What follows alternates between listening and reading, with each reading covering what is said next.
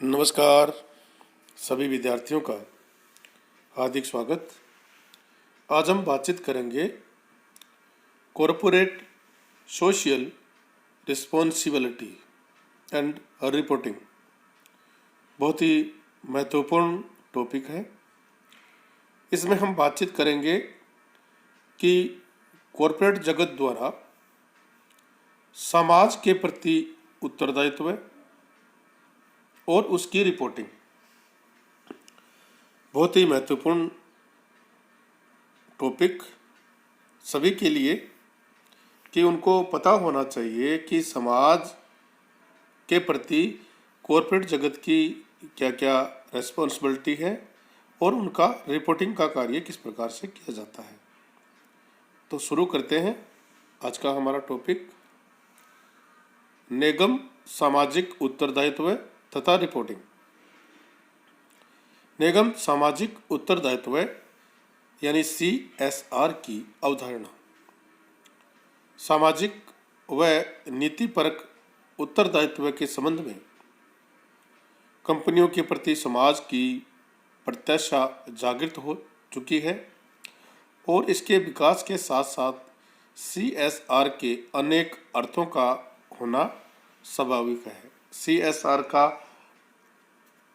जो अर्थ है, उनकी परिभाषाएं हैं, वो बहुत विस्तृत हो चुका है क्योंकि समाज की प्रति प्रत्याशा जागृत हो चुकी है कॉरपोरेट क्षेत्र की जो कंपनियां हैं उनकी, और इसलिए ऐसा प्रतीत होता है कि CSR अनंत परिभाषाएं हैं जिनका विस्तार एक पक्ष से जटिलतम तक है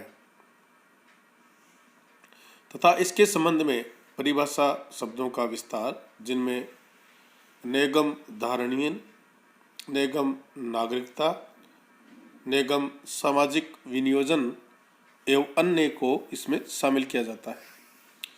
यद्यपि ये मदे तथा परिभाषाएं हैं, फिर भी जब CSR हेतु एक सफल आयोजन की आवश्यक जो घटक है उनकी पहचान का प्रयास किया जाए तो ये महत्वपूर्ण है कि जो परिभाषाएं दी गई हैं उनमें समानता व अंतर का अन्वेषण किया जाए। इसी उद्देश्य के लिए CSR की अधिक साधारण और सामान्य स्वीकृत परिभाषाएं निम्नलिखित हैं। नंबर 1, निगम का दायित्व है कि कंपनियों के व्यावसायिक क्रियाओं का प्रबंध इस प्रकार किया जाए कि समग्र समाज में धनात्मकता का, पॉजिटिविटी का प्रभाव की रचना हो। व्यवसाय द्वारा उसके सामाजिक, वातावरणिक एवं वित्तीय पद चिन्हों का महत्वपूर्ण हिसाब का लेखा प्रस्तुत करना निगम नागरिकता है। यानी व्यवसाय के द्वारा उसके सामाजिक, वातावरणिक एवं वित्तीय पद चिन्हों का महत्वपूर्ण हिसाब का लेखा प्रस्तुत करना निगम नागरिकता है। निगम का सामाजिक उत्तरदायित्व है कि एक निगम का संचालन इस प्रकार से हो कि नैतिकता, वैधानिकता, वाणिज्यिक योग जनता की अपेक्षा जो कि समाज को व्यवसाय से अपेक्षित हो उन्हें पूरा करें। व्यवसायी के निर्णय नैतिक मूल्य से संबद्ध हो, वैधानिक आवश्यकताओं के अनुपालना और जन साधारण कुछ समुदाय के सम्मान और संस्कारों के चारों ओर के पर्यावरण को ध्यान में रख लिया जाना चाहिए। निगम के सामाजिक उत्तरदायित्व का आशय निगमों के अपने स्टेक होल्डरों से कुल संबंधों से है। इनमें ग्राहक, कर्मचारी, समुदाय, स्वामी, विनियोजक, सरकार, प्रदायक और प्रतियोगी इसमें शामिल हैं। निगम के उत्तरदायित्व का वर्णन इस प्रकार से है कि व्यवसाय का संचालन किस प्रकार किया जाए ताकि वह आर्थिक, सामाजिक और वातावरणिक प्रभाव का लेखा समुचित रूप से दे सके। धारणीय विकास के लिए वर्ल्ड बिजनेस काउंसिल के अनुसार व्यवसाय द्वारा नैतिकता से सतत व्यवहार की वचनबद्धता एवं आर्थिक विकास में सहयोग अर्थात कर्मचारियों के परिवारों के विस्तृत रूप से समाज समुदाय के जीवन की उन्नति की चर्चा हो और उनको बनाने का प्रयास किया जाना चाहिए। कंपनी अधिनियम 2013 और निगम का सामाजिक उत्तरदायित्व है। कंपनी अधिनियम 2013 भारत की संसद की एक क्रिया है जो एक कंपनी के समामेलन, कंपनी के उत्तरदायित्वों, एक कंपनी के विघटन को नियंत्रित करती है। 27 फरवरी 2014 को निगम मामलों के मंत्रालय द्वारा ये कथन लिया गया कि कंपनी विधान 2013 की धारा 135 जो कि कंपनियों के सामाजिक उत्तरदायित्व का व्यवहार करता है वह 1 अप्रैल 2014 से प्रभावी होगा। कंपनी अधिनियम 2013 की धारा 135 जो कि CSR से संबद्ध है के तथ्य। कंपनी अधिनियम 2013 द्वारा ये प्रस्तावित कर प्रशंसनीय कार्य किया गया है कि प्रत्येक निगम को अपने लाभों का एक निर्धारित प्रतिशत अपने सामाजिक उत्तरदायित्व का पालन करने के उद्देश्य से सामाजिक उत्थान हेतु विशिष्ट क्षेत्र में खर्च करना अनिवार्य है।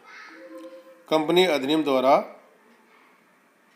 2013 द्वारा ये प्रस्तावित कर प्रशासनिक कार्य किया गया है, बहुत प्रशंसा का कार्य किया गया है कि प्रत्येक निगम अपने लाभ का एक निर्धारित प्रतिशत अपने सामाजिक उत्तरदायित्व का पालन करने के उद्देश्य से सामाजिक उत्थान हेतु विशिष्ट क्षेत्रों में खर्च करना उनके लिए अनिवार्य कर दिया गया है। इसके पीछे एक नवीन अवधारणा ये है कि कंपनियों को ये अनुभूति होगी कि उसे समाज के प्रति जिसका कि वो बहुत ही महत्वपूर्ण भाग है, नैतिक बाध्यता है कि वह अपने लाभों का एक निर्धारित प्रतिशत, एक निर्धारित भाग जनता के उदार कल्याण के लिए वो खर्च करे।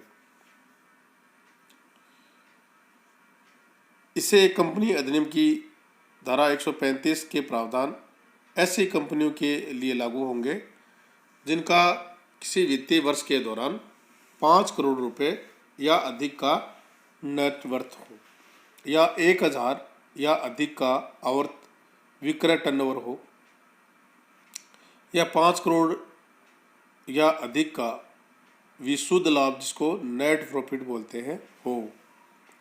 उन्हीं पर धारा 135 लागू होगी जिनका वित्तीय वर्ष कोई भी वित्तीय वर्ष हो 5 करोड़ रुपए या अधिक का नेट वर्थ हो या 1000 या अधिक का आवर्त विक्रय टर्नओवर हो या 5 करोड़ रुपए या अधिक का विशुद्ध यानी नेट प्रॉफिट कंपनी का हो, उस पर धारा 135 लागू होगी।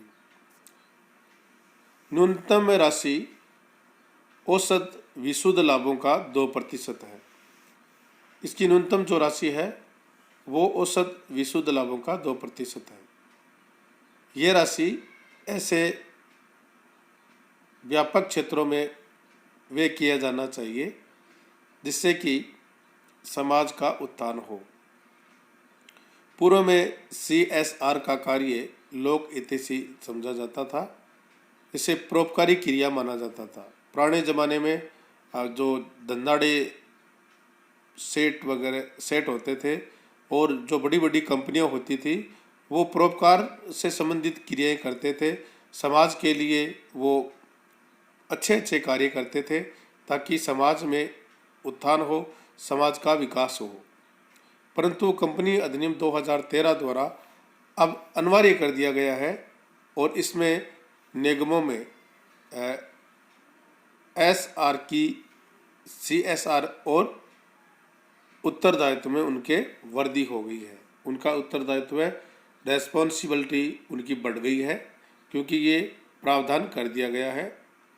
धारा 135 एवं CSR के अधीन विशुद्ध जो लाभ होंगे उसका लेखा पुस्तकों से ज्ञात करने से हमारा आशय है कि प्रॉफिट बिफोर टैक्स, विशुद्ध लाभ जो होगा वो प्रॉफिट बिफोर टैक्स होगा, जिसमें भारत के बाहर की शाखाओं द्वारा अर्जित प्रॉफिट को भी इसमें शामिल किया जाता है। विदेशी कंपनियों की स्थिति में कंपनी अधिनियम 2013 के प्रासंगिक प्रावधानों के अधीन तैयार किए गए लाभ हानि विवरण द्वारा प्रदर्शित विशुद्ध लाभ से है, यानी नेट प्रॉफिट से है। अगर विदेशी कंपनी है तो उस स्थिति में कंपनी अधिनियम 2013 के प्रासंगिक प्रावधानों के अधीन तैयार किए गए लाभ हानि का विवरण द्वारा जो लाभ प्रदर्शित हो